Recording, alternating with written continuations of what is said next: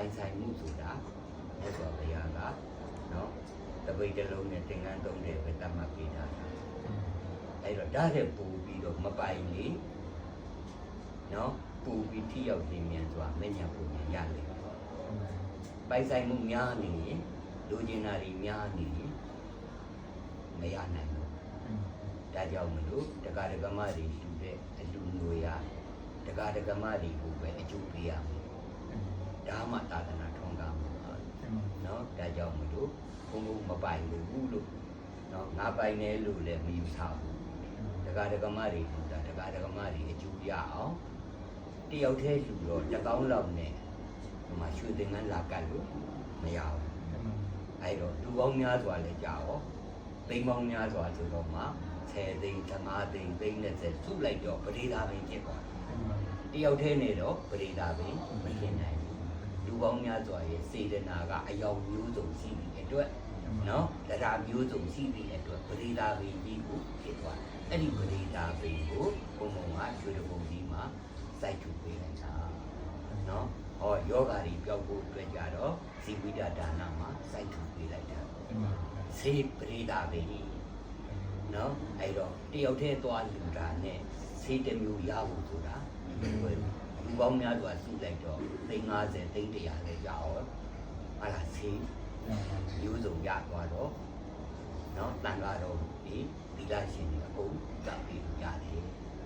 အဲ့တော့ပရိဒါပင်ဖြစ်အောင်ဘုံဘုံကစုပြီးတော့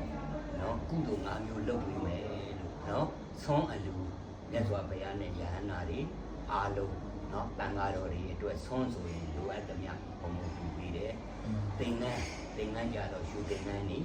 တကူကြီးတတ်တော်မူတော့အစစ်မှန်ရှိတယ်ဇီလီဘုရားတွေမှာရှုတန်းပေးတယ်ရှုသင်္ကန်းကပ်ပေးတယ်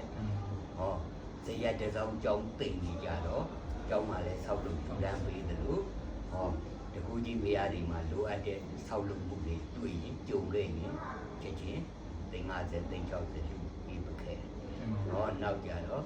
ဆေးကြတော့ဇီဝိတဒါနတန်ခါးသေးမှာလူပေးတယ်အဲ့တော့ဆွမ်းရဲ့သင်္ကန်းရဲ့ကြောင်းရဲ့ဆေးရဲ့ပညာအသိပညာအတတ်ပညာဉာဏ်ပညာအတွက်ကိုစာပေပရိယတ္တိကိုသင်ကြားနေတဲ့တန်ခါးတို့တွေအတွက်အစုပ်ကိုအကုန်ပြန်ယူပေးလိုက်တော့ကုသိုလ်5မျိုးအဲ့ဒီကုသိုလ်5မျိုးပရိဒါပင်အဖြစ်ဆိုပြီးတော့တလားလှူတာကိုဘုံဘုံကစုထားလိုက်ပြီးတလားလည်းပြီးရော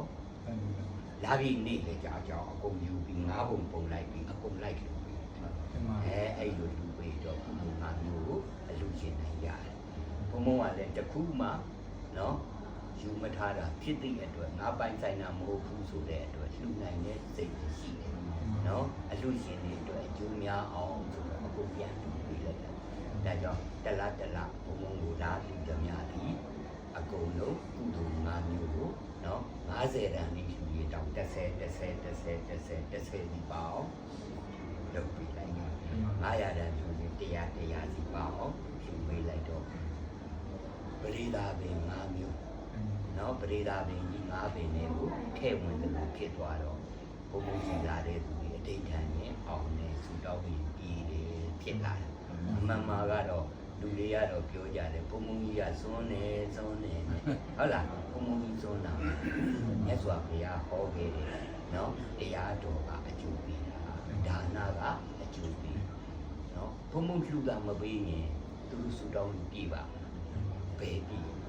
ဟုတ်လားဘုံဘုံကလှူပေးလိုက်တော့ဟောသင်္ကန်းလှူတော့သင်္ကန်းအကျိုးဆူတောင်းလို့ပြေးတယ်ဆွမ်းလှူတော့ဆွမ်းအကျိုးတွေဆူတောင်းရင်ပြေးတယ်နော်ဟောကျောင်းဆောက်ပြီးတော့ကျောင်းအကျိုးတွေပြည်တယ်ဆေးလူပြီးတော့ဆေးအကျိုးတွေပြည်တော့ဘုံဘုံကြီးလာတဲ့သူကြီးယောဂါတွေပျောက်တယ်နော်အဲ့ဒါဘာမှလည်းလုပ်တာမဟုတ်ဘူးဘုံဘုံကထိတ်ကလေးပုတ်ပြီးလိုက်နော်ဆူတောင်းပြပါစီဆိုတာနဲ့ဟောသူတို့ယောဂါသမားလည်းယောဂါဆူတောင်းတယ်အယောင်းဝယ်သမားလည်းအယောင်းဝယ်ကောင်းပါစေအပွင့်လန်းကောက်သူတို့တောင်းနေစုပြပါစေဆိုပြီးပုတ်ပြီးလိုက်အမှန်မှာကတော့ဘုံဘုံလှူပေးထားတဲ့ကုသိုလ်ကြီး5မျိုးကသူတို့ကိုအကျိုးပေးအဲ့ဒါဘုံဘုံစောနာမဟုတ်ဘူးဒီဟုတ်လားတချို့ဟာဘုံဘုံကဝိဇ္ဇာကြီးလားတိတ်ကြီးတွေပေါက်နေတယ်ထင်တယ်ဘုံဘုံကပြောလိုက်ချင်းစိတ်နှလုံးပိုင်နဲ့ကျမ်းမာပါစေဆိုကျမ်းမာတယ်အောင်ပါစေဆိုအောင်တယ် အဲ့တော့ဘုံဘုံကိုတိတ်တိပေါက်တယ်ရထင်းနေ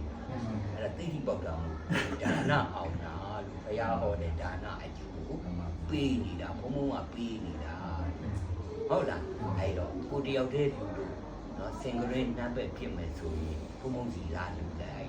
နော်တိမ်မောင်းများစွာတွေမှာပါသွားတယ်အာရနာလာလူကြတော့ဘုံဘုံအကုန်ပြန်လူကြီး ဟောင်းလိုက်တယ် ဟင်း